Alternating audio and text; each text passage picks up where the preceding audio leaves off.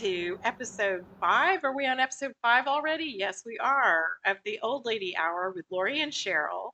We're very excited today to have our guest, the most famous living Loretta Lynn. True. At the time, yes. And so we're excited that Loretta's agreed to come be interviewed by us. It's an honor. She has so many talents and so many interests, and so we had to have her here. So thanks, Loretta. Oh, thank you for having me. I'm so excited. So here we are.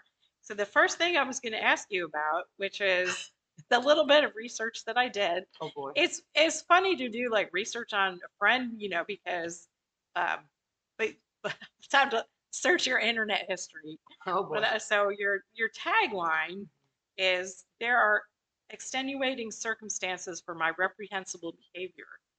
True. I just like that. Did you come up with that, or is that a quote? No, it's from me. It's from me. It's kind of rooted in the fact that I'm originally born and from Poughkeepsie, New York.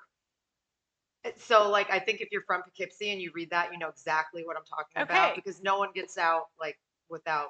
Okay, Poughkeepsie people, yeah, you will deranged. know. So we have that in common. We have a couple of things Yes, in common. we do. I'm not from Poughkeepsie. I'm from the other end of the state, Western New York, in the Finger Lakes. So, but I don't know, it's not the same vibe. Not the same vibe. And when I was 17, I moved to New York City. So I feel Right. like I lived a lot of my life in the city, but I don't know. There's something about the water in Poughkeepsie. It makes you different. We once visited the city. It was a long way from upstate New York. Oh yeah, because you were practically in another state. Yeah, Finger Lakes. Yeah. So it's almost Canada, really. Exactly. Yeah. So it's up by Lake Ontario. For people who need to know, look at a map. You can see that New York it's a big geographic area. Mm-hmm. And then we also both married someone that gave us the double L's. I never thought of that. Yeah. Loretta Lynn, Lorrie Lane. Yeah. Well, but for me, what was really crazy was that probably the second time that I talked to my now husband, I said, "What's your last name?" And he said Lynn, and I just got really quiet for a minute, and I was like, "So if we get married, I will be Loretta Lynn." And he was like, "Yeah." Did you consider not changing your name? No, I always was like, clearly, like it was a sign, and I had to take it. So when I got married, when I met Alan, his last name is Lane, obviously, and so at the time, the old Superman movies were Lois.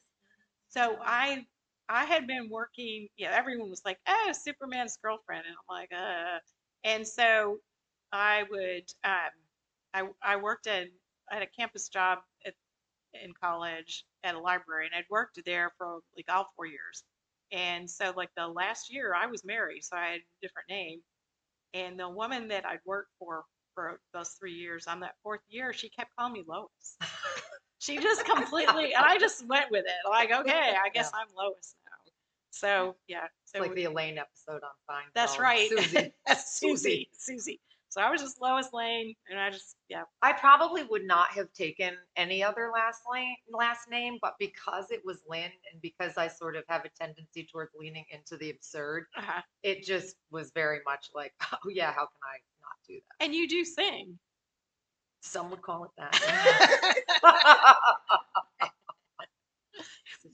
So the other tagline you had is "Be Team for Life." Oh boy, this again goes back into Poughkeepsie. I'm really representing Poughkeepsie today. Okay. This is another Poughkeepsie thing where it's like, there's always just a group of us that were never, like, we never cut it. We were never cool enough to be the A team. We were always the B team, always the second string, like no matter what. But we sort of forged this solidarity in being kind of like the leftovers. And so maybe it's better. I think some could certainly argue that. Yeah, it was better. Yeah. So my sons, while they were in high school, they had the name of their little film production company was the Losers Table. It was kind of like, well, so they're B-teamers. Yeah. So they're like, the table at lunchtime that no one else. Yeah, they were so they just went with it, kind of, and let's like celebrate that. So I mean, I kind of I feel like that's our We're all kind of misfits. Yeah. We're kind of that way. Yeah, we Mhm. don't. So for those of you who have it all together, I don't know if this podcast is for you. Although Certainly not today's. Although, if you want to sponsor us Yeah. and you have a lot of money, we're okay We're with great. that. You could join our club of people that are on the B The B team, team. on the losers table, on the little the quirky people. That's where we are. Yeah. And I should mention that yes, today's show is brought to us by Fastlane Auto. Oh, Yes, thank you for the you're sound welcome. effects. Fastlane Auto, and the tagline for them is "We're not fast, we're artisanal." Perfect. There's no reason you can't rush art, and you can't rush good car repair. Shout out, Sean. There, woohoo! Okay, all right. Well, now that we've got all that taken care of, and by the way, so I feel like having a tagline for yourself is a good idea. So mine is actually it used to be I did it my way, then I read the directions. And so that's still kind of me. Uh-huh. And so if we make mistakes on this podcast, that's why Sheryl reads the directions. So Yeah, like the we it, don't. We and wing it. yeah, so we have this. I'll just bring this up very briefly that we had this discussion about pop culture, and Sheryl is not familiar with the Muppets, Oh boy. and so but I do believe in the chaos and order Muppet theory of life. So that there's two types of people. There's the chaos Muppets and the order Muppets. And so Cheryl's definitely the order Muppet. Oh, I'm animal. Yeah, you're Yeah. a chaos Muppet. Chaos. Yeah, I think I switch back and forth depending on the situation. You can code switch. Yeah, Muppet code switcher. I'm up. Yeah. Well, and it's funny because when I walked in here today, I said to them, like, we should use the Muppet theme music as my, like, the music to start, but, for me to talk today, but copyright and such. Yeah, we can only. But we can only talk about my likeness to That's it. So that's good. Um, well, now let's move on to our art topic, which is I really part of our theme is people doing like new projects animals. in life. And so I don't know, maybe this goes back prior to when I knew you started, but I just want you were a fiber artist Yeah, and but did you start out being this or I is did not. this is a newer This is pursuit? this is definitely something that I started later in life. Hmm. Um, I mean, I've always tended towards the arts. I guess probably being a B teamer and all, and seeing things that were reflected in performance or visual arts or music was always something that really just kind of like cracked my soul open. Um, when I was younger, I hung out with a lot of artists, and I loved dancing. My undergraduate degree is actually I had a double major in dance and psychology and minor in philosophy. Later went on to become a dance movement therapist. So I was definitely more of a performer than a visual artist. Although when I did my grad work at Pratt Institute in New York, um, it was a creative arts therapy program. So I got a lot of exposure to working with different fine arts materials, um, and was very much focused on the process of Hmm. art as Hmm. opposed to the product. Yes. Um, so, fast forward, and I was working as a dance movement therapist, Which you still which I are. still am. Yes. Exactly. Yeah. That is, and then we can talk about Yeah. that too. Yeah, so I am. I still work as a dance movement therapist. When I started, I was in Brooklyn working at Woodhull Medical Center, which is a hospital in Bed-Stuy, Brooklyn. I was working with acute inpatient psychiatric Wow. people, which I still dream about them. I still dream about that time. It was just, I think, I guess it was really life changing and an honor to witness them in their process and Hmm. healing journeys. And I've always found that arts are inextricably linked to healing, Yes. um, in one way or another. And but it wasn't until my kids we had moved to Alabama, and my kids were in about third grade, and I started. I was going through a really tough time in my own personal life and struggles, and I really felt like I was going to shatter. Mm. And at the time, I have triplet sons, and one of them was taking karate. And I sat in the karate dojo with the other moms, watching the kids' Sure. class. And there was a friend of mine, her son was also in the karate class, but she had a 5-year-old son who was sitting on the sidelines. And he had this long string and was doing something on his fingers where he just, and he was creating like this long chain. And I watched him, and then the next time, first few times I watched him, and then finally I said to him, I was like, "What are you doing?" And he was like, "Finger knitting." And I said, "Can you teach me?" Oh, wow. Yeah. Okay. So like my first Just a teacher was a 5-year-old, 5-year-old. which is, they're good Of teachers. course, Yeah, listen, that's fantastic. when we were still children, children don't respond, they don't have the same, life hasn't beaten out of them that like they're going to be Yeah. judged and Yeah. criticized. There is an openness. And also just like, yeah, that's what I'm doing. Yeah, that's what I'm doing. Can you teach me? Sure. So he taught me how to finger knit. And then I sat with balls of yarn and was, finger knitting these chains and pieces that were, probably miles and miles long until his mother finally said to me, "I think we should move you on to pins. Like, like, why don't we just teach you how to actually knit with needles so you can make something more than just this one long chain?" But it was very much to me reminiscent of like Buddhist prayer beads or rosaries. Mhm. I have ADHD, and there is a hyperactive component to me that, and I've also, like I said, I cut my teeth on being a dancer and being kinesthetic and physical. So the idea that I could do something wherever I was, because you can't always be busting out in interpretive dance when you're feeling stressed out in public forums. Although Although I have been known to do that. I Yeah, do kind of like the I do. idea. I do. It's true. I, Yeah. I have done that. But it was subtle enough that I could bring it with me. I could have it with me, and I could just do. And that to me was literally the thread that kept me from feeling like I was going to just fracture and have a complete Oh, nervous okay. breakdown. So it provided this therapeutic, Mhm. like it was a kinesthetic Mhm. meditation. Mhm. And then I moved up to the pins and I started knitting. And oh my gosh, I made, for a while I was making, the early days when I was knitting hats, I was knitting hats for everybody in my family, and they all looked like condoms. They all had like a reservoir tip.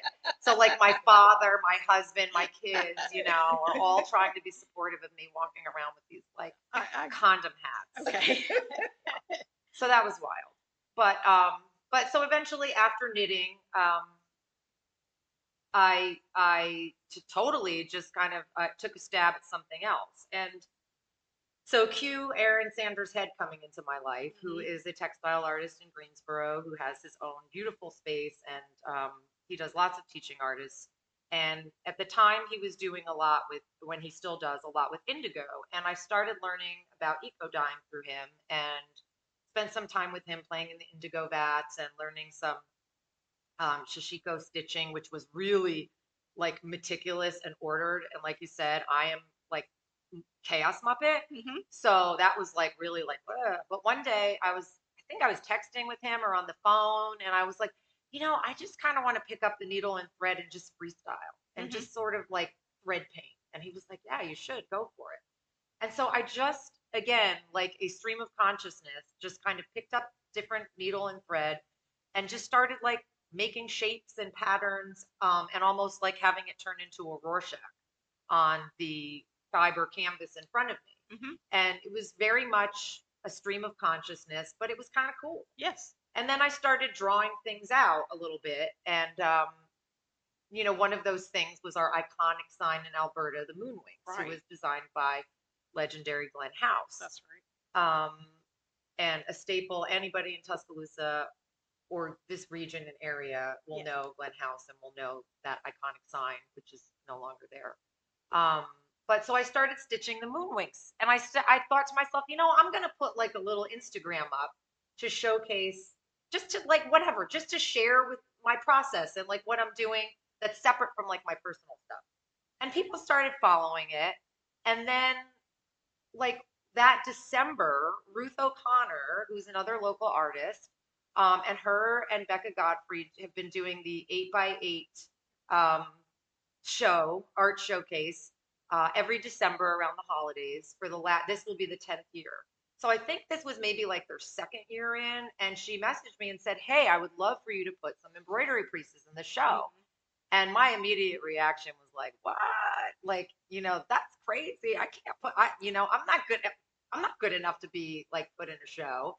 And she was like, "But I'm the curator of the show, and I'm asking you Yeah. to put it in, and it's good." Uh-huh. And so I did, and and they sold out like within the first couple of hours, and that really boosted my confidence and made me kind of go, "Oh, like this is kind of cool."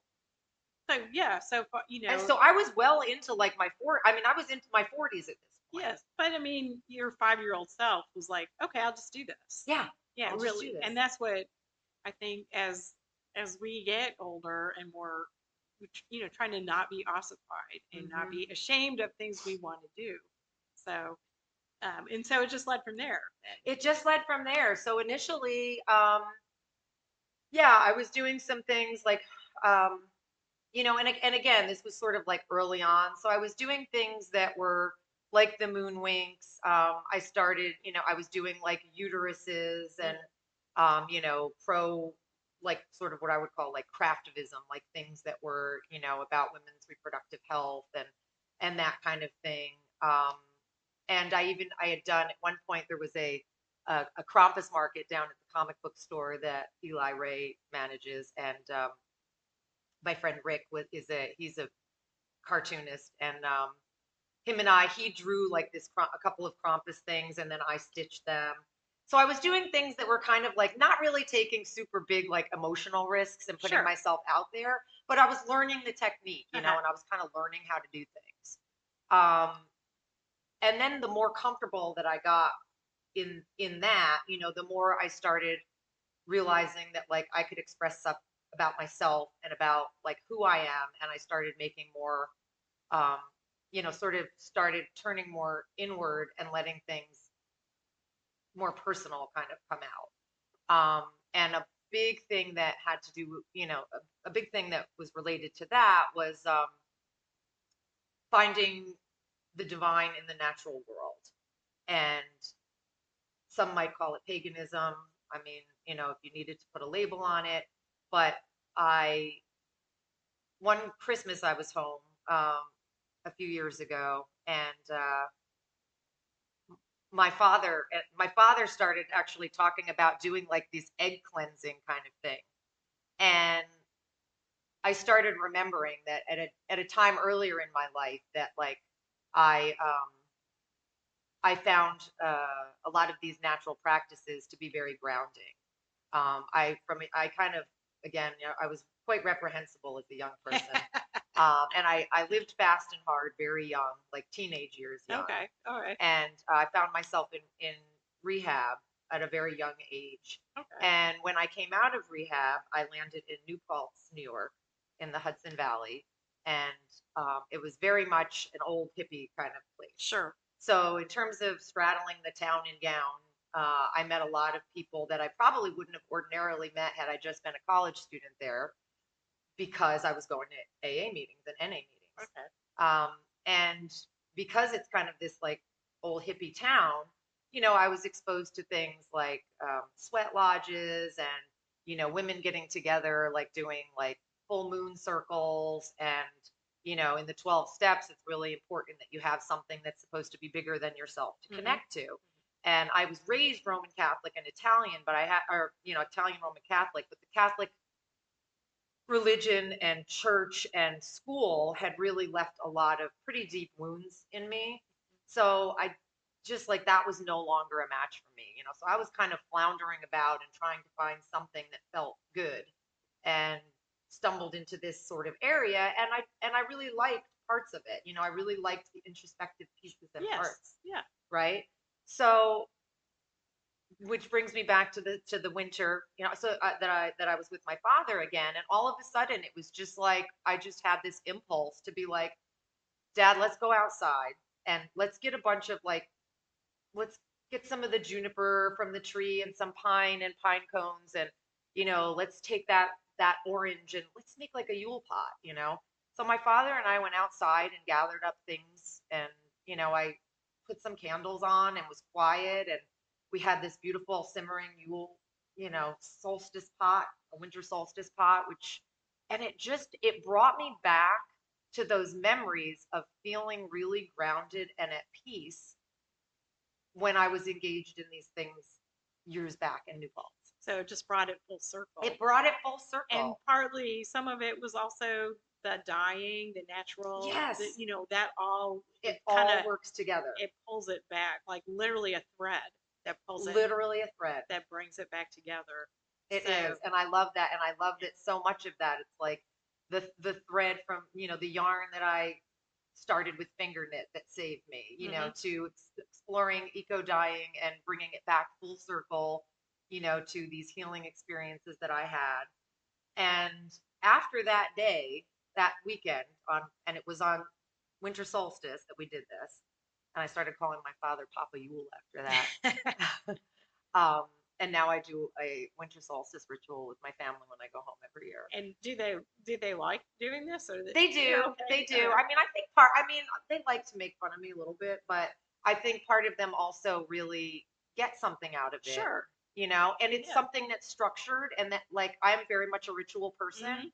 So it gives them a ritual, and it gives them the opportunity to think about things that maybe they're not ordinarily thinking about. Yeah. Like what kind of things that they want to manifest in the new year. What do they need to let go of? And I think, we're talking a lot about aging because, as I said, we're crones. We are the old ladies. And I mean, you're not really an old lady yet. You're going to be an honorary old lady today. I am almost 56 years old. We're our youngest.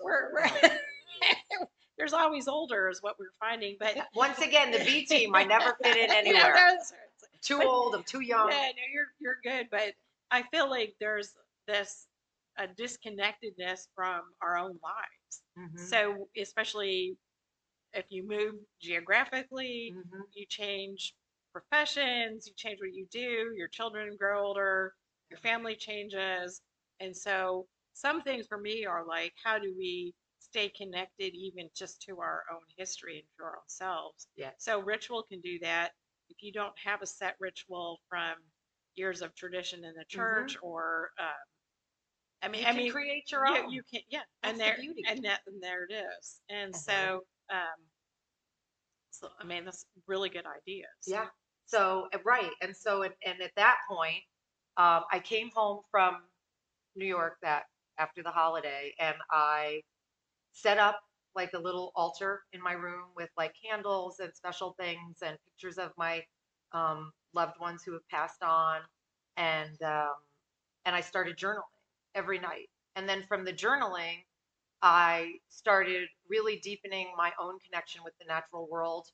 And I started going out by myself, a lot of times at the Arboretum, and walking. And as I walked, I tried to be, again, I was a philosophy minor, right? Sure. So I tried to be very present to all of the sounds and the sights and everything that I heard. I tried to be really present and in my body with an open heart and an open mind to taking in all of the things that were around me when I would walk. And I would start to notice patterns. So I would start to notice things like maybe on a certain day I would be really drawn towards spirals, or I would be really drawn towards a certain color, or maybe it was the sounds and the crunching or a certain tree. And I would journal about that. And then I would go and I would, again, the creative arts therapist in me, we were exposed to a lot of psychodynamic theories and Carl Jung's work. And so I would then often go dive back into some readings of his with archetypes and the collective unconscious. And I would see if I could find those threads once again of, what does it mean? What are the connections here? And I was kind of like the world is my Rorschach kind of, and like, what is there that is collectively in the universe and archetypally there that's resonating for me on this day? And I would sort of find themes, and then I would begin to stitch and make art based on those themes. And eventually these themes and this work, ironically, again, full circle, although it's kind of like an onion, it's layers of circles, right? Yeah. I found myself back at the early teachings of Catholicism. And I started realizing that, the archetype of the mother, Yes. no matter what you want to call her, Mm-hmm. and certain saints, right? Mm-hmm. There's all of these, all of these different cultures have these similar people, similar things. And I started taking I realized I am not going to let the negative experiences that I had growing up with Catholicism robbed me. Like, I was really into the saints when I was younger. I was like, there's no reason that I can't still have that and reclaim that and reinterpret that. So a lot of my work has focused on some, has looked like taking seemingly, different aspects of stories and saints that Mm-hmm. may be reflected in religion and fusing them together with the natural world, whether it's through eco dyeing or um, things that I'm stitching, botanical inspiration, um, just the way that I kind of fuse those two things together. And it just felt really right for me, Mm-hmm. like something kind of clicked in place when that happened. Um, so again, I leaned into that and let things really come out. And in February of 2024, 24, I think it was 24, um, Neil Alexander was curating the Tier Gallery shows and asked me if I would be the first artist of that season. They were looking for women Right. This is at the at Kentucky Art Kentuck Gallery. Art Gallery, exactly. And I had now by this time I have done, markets, group shows, but I'd never done a solo show. And so he asked me if I would sort of start that series off for that year at Kentuck and have a solo show, which was very exciting to me, although it was also very scary. And when at my opening, like, it was just overwhelming the amount of people that were there, and not just people that I know, but strangers who came up to me And afterwards. that's always when that first time Oh, someone it's not your friend says, "Hey, I really like what you're and you're doing." like, what? We're like, "Whoa, you didn't even have to say that." It was wild, but really to me, and I did an artist talk there, and I can't, the amount of people that I didn't know that came up to me afterwards and were like, I related so much to what you were saying. And like, thank you so much. Like, because I think a lot of people, especially in this political climate that is turned towards Christian nationalism, have a really hard time rectifying themselves with their own history and experience of religion. But like, part of it still appeals to them on some level, and they don't know how to make sense of it and keep the parts of it that are The, kind and positive. connect you back with the collective unconscious, Exactly. connect you back to other people and something bigger than yourself. Yes. So, and I think that is, um, religion can really be that thing that makes you understand the bigger world. But then when people get involved, When people get they involved, can make, it becomes rules. weaponized. It can, and it certainly, distorts what the important things. And Like that, empathy yes, and and love. that's how happening now. It's just, Hmm. and really being true to who you are as an individual within the group. Hmm. So I see. I'm glad you're talking so much about how the art is related to your personal Hmm. journey of, kind of figuring things out Yeah. for yourself, because um, there's a lot of different reasons why people make art, but Hmm. um, that to me is really essential, have it coming from that place. But then also to see, if you're just making it and keeping it in your house and no one else Hmm. sees it, that's Right. fine. That's Yeah, fine. it There's is. nothing No wrong. judgment. Everybody has their own But process. it's really also great to be able to take it out into the world, because Hmm. it does connect to other people. And that to me is like, I'm a Leo. I am like so fire archetype. And one of the things about fire and being a Leo is like, we want to connect, like Uh-huh. we love connection. I love connection. I'll put it there with my, I'll own it.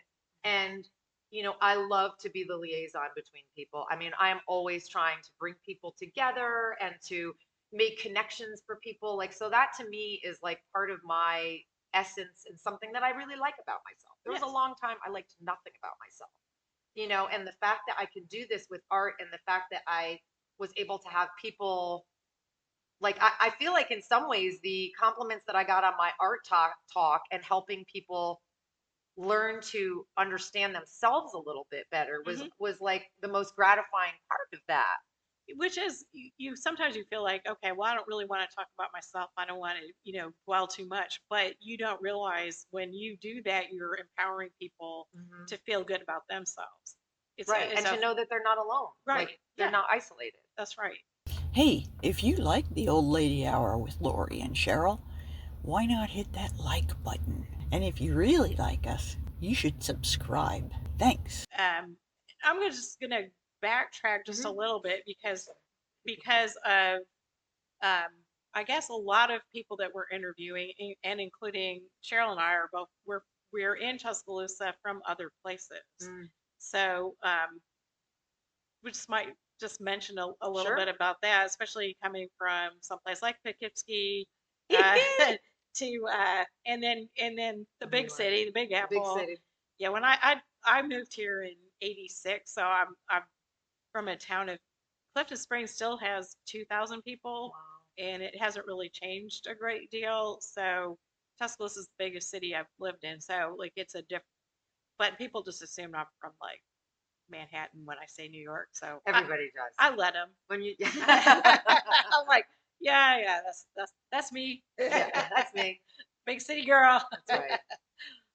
Yeah, we've been in, I believe this July will be our 16th year in Alabama. I left my family back in New York, like literally kicking and screaming. And I am not being hyperbolic when I say that I cried myself to sleep every night for 2 years. I missed my family so much when Oh we wow, moved. yeah.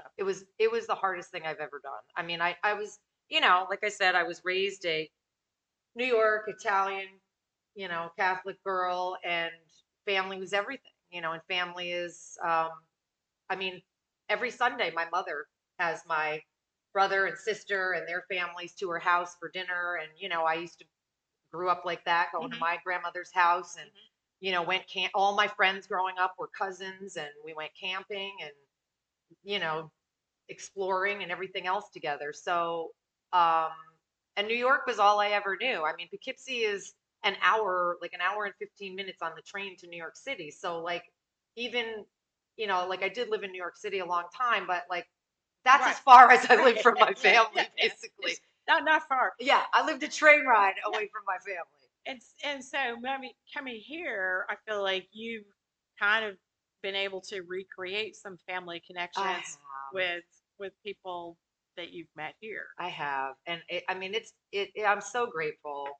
I mean, basically, when I knew we moved here because my husband got a job at the university, and it was right in 2009 when the housing market like crashed, and people. That was a bad It time. was a bad time, and he was ABD and was offered a job, and you know, and all of my friends, it's funny because at the time I like messaged some of my friends and I was like, oh, get this. Chris thinks we're going to move to Alabama. And, and they were like, you kind of have to. And I Yeah. was like, what do you mean? He's like, you got a job. Yeah. And they were like, hello, do you not see other academic like departments closing down and Right. everything else? And, I was very naive in that I I didn't understand what it meant that he was going for his PhD. Like I thought he was going to get a job. I was like, we know the janitor at like, Xavier College in New York City. He can help you get a job. Like I didn't understand with all the schools in New York that like he couldn't just walk in there and be like, "Hey, give I me a job." I'm a doctor Yeah, now. yeah, I have my PhD. I need a job. Yeah. I didn't understand that. I mean, I grew up in a more, working class family. And so I didn't know what like it meant to be an academic and what this whole trajectory meant. So when I started getting stuff in the mail about places he was going to interview at, like one was Central Michigan, one was Alabama. And I was like, what are you doing? Go to Hunter, go to NYU. And he's like, that's not how this works. And I'm like, are you kidding me? Meanwhile, we had, 3 children at home, triplets at home. He did his PhD while I had babies, you Right, know? right. So it was pretty much like all of my friends who I thought for sure were going to support me and be like, he's out of his mind. You're not going to leave. We're like, you got to go. So once I realized that that was what had to happen, like the grief was just so immense. But I also had 3 5-year-olds that were looking to me to be a stability Mm-hmm. as I tore them away from everything that they knew. Mm-hmm. So I was determined when I moved here. I was like, you have got to find people. You have got to find your people. You have got to find like progressive, like cool people. Because you have to be there for your kids. You cannot just lay in the fetal position and cry for your family. It's not going to help your kids. And when I feel like that's the essence of being a mother, is that we have to be selfless. So basically, yes, I jumped in, and what's funny is that one of the first things that I did, there's like a back in New Paltz. Now this is like, at this point we left New York City and we were living in the Hudson Valley. Back in New Paltz, we're Okay. full circle again. That's right. And I was on a very progressive parenting group there. I mean, these women were making yogurt out of their breast milk and eating their placentas. Yeah. Like it was a very like crunchy granola bunch. So I find what I'm thinking will be the equivalent of that. Yeah, you probably not so much No, in Tuscaloosa. well, I found something, Okay. a website, a parenting website, Uh-huh. and I found out real fast that like these were not the same. It's a little different It was culture. real different. I tried to weigh in on a circumcision thread, and I got crickets back. Oh yeah. Yeah. Yeah. It was kind of wild. Yeah. But at the same time, I have a musician friend up in the Hudson Valley, and I mentioned to him that I was moving here, and he said, that's crazy. My friend Ann Powers in the music industry right. is also moving to Tuscaloosa. And he connected Ann and I, and we immediately like just kind of clung to each other. And she works for NPR. She works for nationally. NPR. She was working for the LA Times when she moved here, but now has been at NPR and has since relocated to Nashville. But the two of us were so like happy to find each other, and we were just like, okay, we got this. We're gonna navigate it, So that's good. See, right away. I like found people to jump in with. Yeah, you're gonna take a break, and we'll be right back. I can talk. Hey, don't forget that Steve Davis and Lorrie Lane have a wonderful exhibition in Low Mill in Huntsville until July 12th, I believe. It's on the 3rd floor gallery, and it's a sight to behold. So if you're in Huntsville, check out Low Mill. Thanks. Oh, and we're back. We had a nice little break, and now we're back again with Loretta Lynn, and we are talking about her finding my people, her people here, and Ann Powers. So Ann was one of my first friends, and it ironically ended up that we lived literally a block away from each other, and that just worked out, which is like, again, the universe works in mysterious ways, right? And from there, I mean, initially, and I think this is like for a lot of moms, it works out this way, where you end up becoming friends with the people who you connect with, at least on some level, that your kids are hanging out with or going to school. Right. And that does that definitely happened with me a couple different times, because my kids are far apart in age.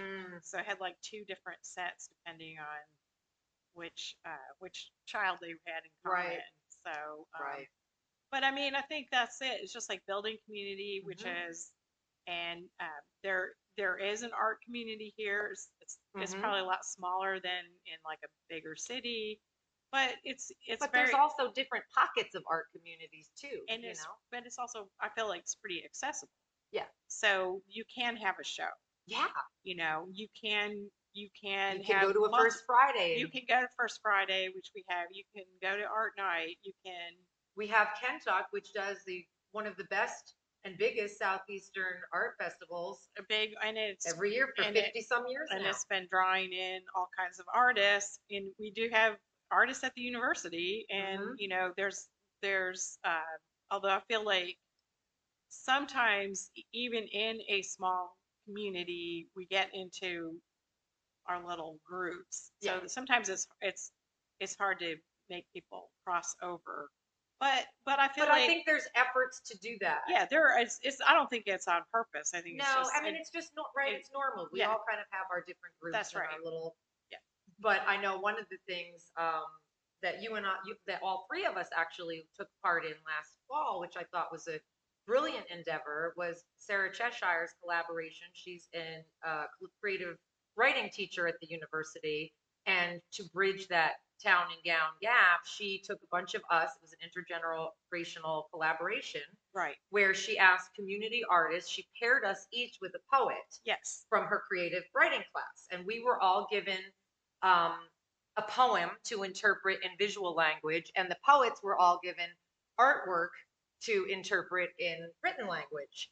And then we had a showcase. And then she recently, a couple weeks ago, did the same thing with local musicians. And it was great. It was fantastic, and it really allowed that bridge and that connection. That's right. To happen. And that I'll just backtrack on that one. The first Poets and Painters we had was a number of years ago when she was in graduate school.